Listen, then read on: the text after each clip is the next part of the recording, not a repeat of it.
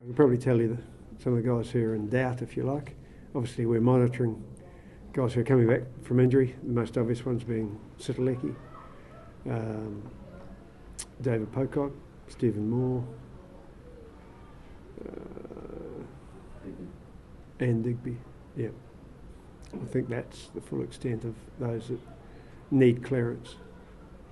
They're all going well, but it's a matter of, particularly with the travel, whether they're good enough to enter the fray this week. Yeah. I never thought I'll be back and play Super Rugby, then made the squad, Wallabies squad. But a lot happens in the last 7 years, a lot of change. So I'm just glad I made the squad to come on the tour and back in Paris. Yeah, I guess there's a lot of rugby played since February or since the first Super game, but I think the motivation is just to trying to finish strong.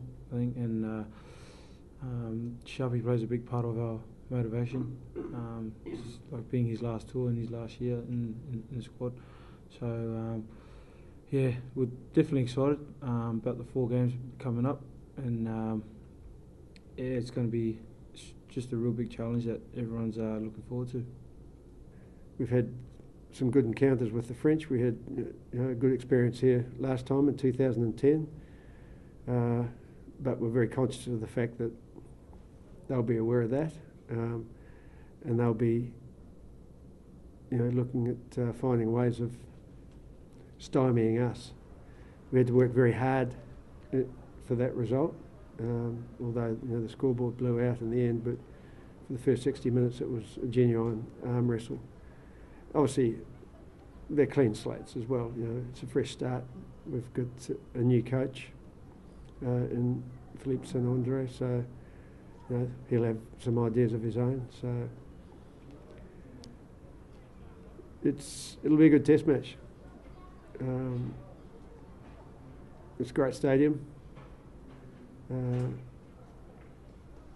the fact we're able to play the rugby that we played on our last occasion here is a real credit to the stadium, to the facility, and the way they manage it. I mean, they mowed the grass, not for the grass, but for the ice last time we were here, but we still got an expansive game of rugby, so there's some great technology being used.